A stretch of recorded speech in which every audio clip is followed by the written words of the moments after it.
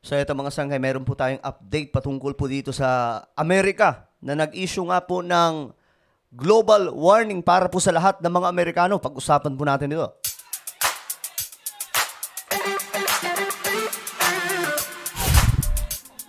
What's up guys? This is me. I'm back for another video, another vlog na naman mga sangkay tungkol po sa kaganapan sa ating mundo. At ngayon nga po, yung Amerika, mga sangkay, nagbabala sa lahat po ng mga Amerikano na nagkalat po sa iba't ibang panig ng ating mundo. At tingnan po natin kung anong balitang to mga sangkay. Ewan ko, ano ba ang mayroon sa Amerika at palagi na lamang po nasasangkot sa ganitong klaseng gulo. Anyway, bago tayo magpatuloy, paki-subscribe po muna yung ating YouTube channel. So dito sa YouTube, mga sangkay, 1.21 million subscribers na po tayo. Paangat po tayo ng paangat, parami po tayo ng parami. So kung hindi ka po nakakapag-subscribe, pag-subscribe po yung ating YouTube channel dahil malamang ikaw na lamang po ang hindi nag-subscribe. No? I-click nyo po yung subscribe, i-click ang bell at i-click nyo po yung all. Sa mga nanonood naman po sa Facebook, syempre, i-follow nyo po ang ating Facebook page. Okay guys, pag-usapan po natin ito. State Department issues alert for Americans traveling overseas. So, sa lahat po ng mga nagtatravel ng mga Amerikano, ito mga sangkay, no? Ewan ko ba, ano bang ganap na naman?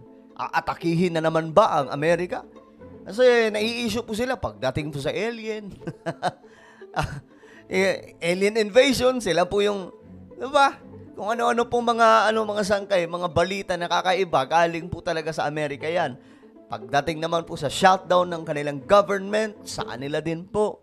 Ay nako, so tingnan mo natin. The State Department has issued a worldwide alert for Americans traveling overseas. Okay, worldwide alert. Okay, buong mundo po ito mga sangkay sa lahat po ng mga Amerikano. The alert reads in part due to the potential for terrorist attacks. Okay. Ito pala yon. Demonstrations or violent actions against U.S. citizens and interests. The Department of State advises U.S. citizens overseas to exercise increased caution. So, potential daw po na pag-atake mga sangkay, demonstrations, or yung mga, alam nyo na yun, yung mga galaw na hindi naman po talaga makatarungan mga sangkay, laban po sa mga Amerikano. So, ito ang babala ng Amerika na baka may mga pag-atake. Yun na nga, nabanggit po natin kanina mga sangkay, baka daw po may mga pag-atake na naman po maganap. Siguro ano to? Diba, naalala nyo mga sangkay yung 9/11? If you remember, year 2001. Isa po yun sa sa bagay. Pagdating po sa mga ganitong klaseng pag-atake, parang ang dami po, kahit i-check nyo po sa kasaysayan ng Amerika, marami po silang kasaysayan na ganyan. Diba?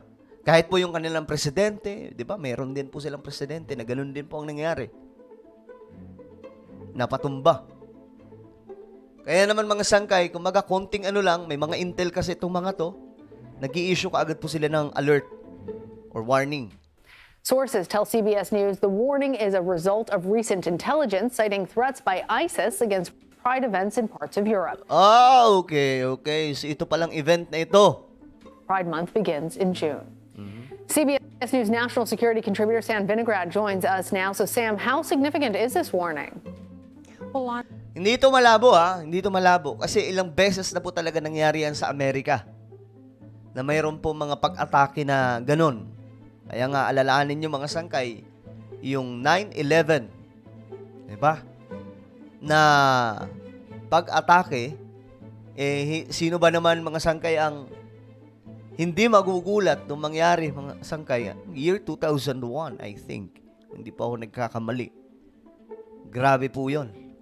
So, kumbaga, mas nagiging wise ngayon yung Amerika. De bali nang sumobra yung paghahanda, yung warning ay importante, mapaghandaan. The State Department's priority overseas is protecting Americans. The State Department has various ways to publicly warn Americans overseas about risks. They have travel advisories for particular countries, and they have this worldwide caution security alert system when there are more dispersed threats. typically these alerts do mean that there is specific or credible intelligence about a specific threat stream. Okay.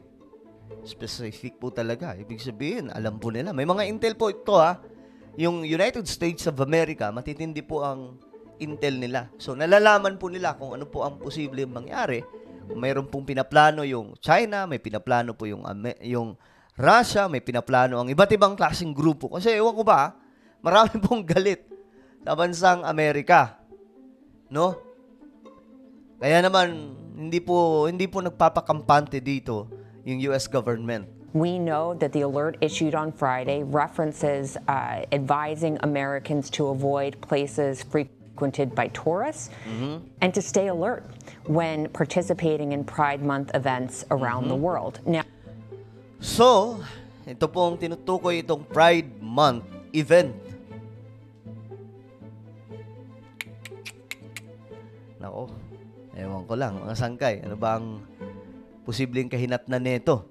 Now, this State Department alert follows a public safety announcement by the FBI and DHS earlier this week that warned about the threat of foreign terrorist organizations.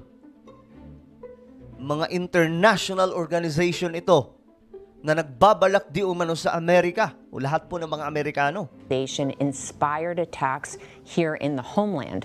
The FBI DHS alert noted the historical record of foreign terrorist organizations like ISIS in inspiring attacks and encouraging supporters globally to attack LGBTQI events.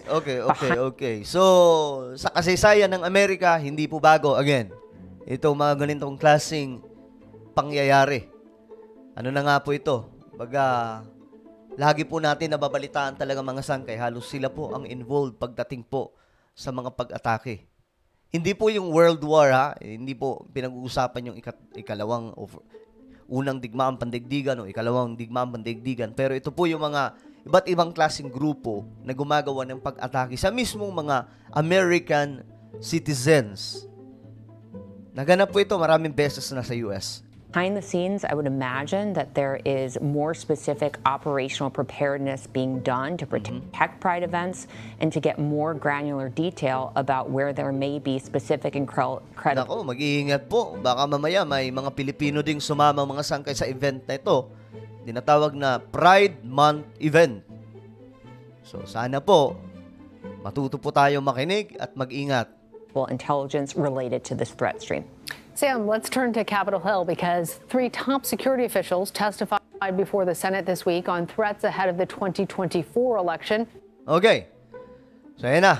Medyo anuhin na natin mga sangkay kasi meron na pong usapan dito patungkol sa nalalapit na eleksyon ng bansang Amerika. At tingin ko mananalo po dyan si President o former President Biden. Malayong-malayo. Marami po akong nakakausap ng mga Pilipino na nasa US na sinasabi po nila na malabo na daw po talaga manalo itong si Biden. So,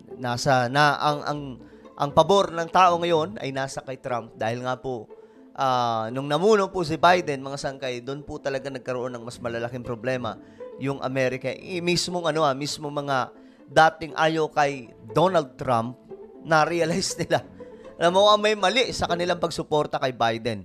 So, yun po ang status ngayon mga sangkay tungkol po sa magaganap na eleksyon.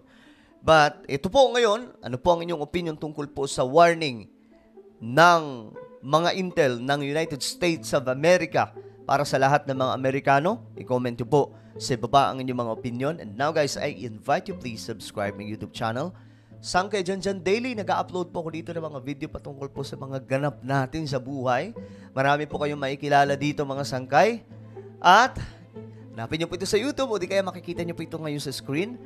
I-click nyo po yung subscribe, i-click ang bell, at i-click nyo po yung all. So, ako na po yung magpapaalam, mag-iingat po ang lahat. God bless everyone.